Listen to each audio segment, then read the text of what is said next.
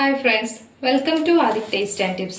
ഞാൻ ഇന്നിവിടെ റെഡിയാക്കി വെച്ചേക്കുന്നത് ഈർക്കിലിയിൽ സെറ്റ് ചെയ്തെടുത്ത ചെമ്മീൻ ഫ്രൈ ആണ്. ഇതെല്ലാവർക്കും ഇഷ്ടപ്പെടുന്ന ഒരു ഡിഷ് കൂടിയാണ്. ഇതെങ്ങനെയാണ് റെഡിയാക്കുന്നതെന്ന് നമുക്കൊന്ന് നോക്കാം.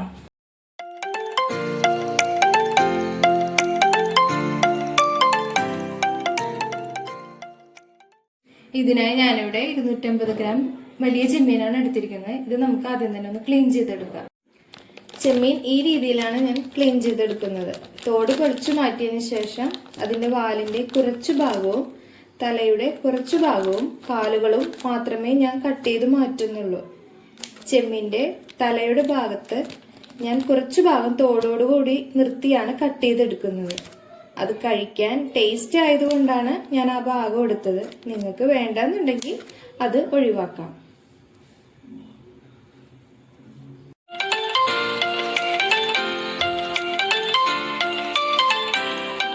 നമ്മൾ ചെമ്മീൻ ഫ്രൈ ചെയ്തെടുക്കാൻ പോണത് ഈർക്കലി കുത്തിയാണ്. അതിനായിട്ട് ഞാനിവിടെ കുറച്ച് ഈർക്കൽ എടുത്ത് വെച്ചിട്ടുണ്ട്. ആദ്യം തന്നെ നമുക്ക് ചെമ്മീൻ ഈർക്കലിയിൽ ഇതുപോലെ കോർത്തെടുക്കാം.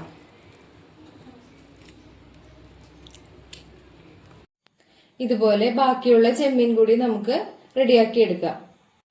ചെമ്മീനെല്ലാം ഈർക്കലിൽ കോർത്തെടുത്ത് വെച്ചിട്ടുണ്ട്. ഇനി നമുക്ക് ഇതിലേക്ക് മസാല പുരട്ടി കൊടുക്കാം. അടുത്തതായി വേണ്ടത് ചെമ്മീൻ ഫ്രൈ ചെയ്യാനുള്ള മസാലക്കൂട്ടാണ്. അത് ഞാനിവിടെ റെഡിയാക്കി വെച്ചിട്ടുണ്ട്. അത് എന്തൊക്കെയാണെന്ന് ഇനി പറയാം.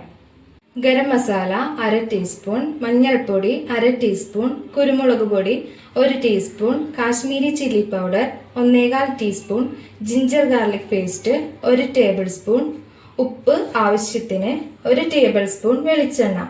വെളിച്ചെണ്ണയിലാണ് നമ്മൾ ഈ മസാലക്കൂട്ടുകൾ മുഴുവൻ മിക്സ് ചെയ്തെടുക്കുന്നത്.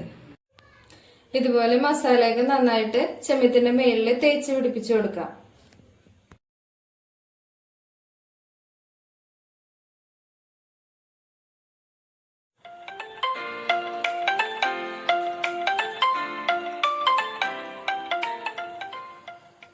ചെമ്മീനെല്ലാം മസാലയൊക്കെ പറ്റി എടുത്തു വെച്ചിട്ടുണ്ട്. ഇനി നമുക്കിതൊരു 10 മിനിറ്റ് റെസ്റ്റ് ചെയ്യാൻ വെച്ചതിന് ശേഷം ഫ്രൈ ചെയ്തെടുക്കാം.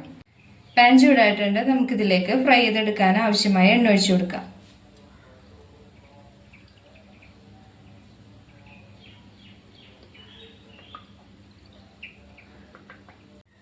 എണ്ണ ചൂടായിട്ടുണ്ട്. നമുക്കിതിലേക്ക് ചെമ്മീൻ ഓരോന്നായിട്ട് ഇട്ട് ഫ്രൈ ചെയ്തെടുക്കാം.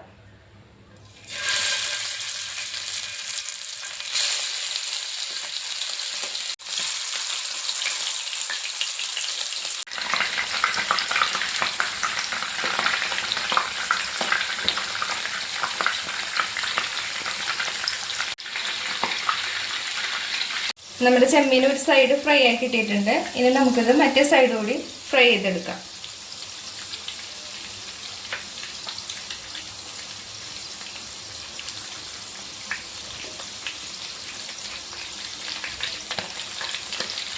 ചെമ്മീൻ ഫ്രൈ ആയി കിട്ടിയിട്ടുണ്ട്. നമുക്കിത് കോരി മാറ്റാം.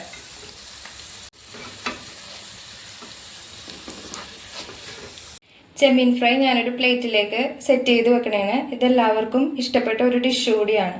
ഈ വീഡിയോ ഇഷ്ടപ്പെട്ടാൽ ലൈക്ക് ചെയ്യാനും സബ്സ്ക്രൈബ് ചെയ്യാനും ഷെയർ ചെയ്യാനും മറക്കരുത്. നമുക്ക് ഇനി അടുത്ത വീഡിയോയിൽ പുതിയൊരു റെസിപ്പിയായിട്ട് കാണാം. Okay, by.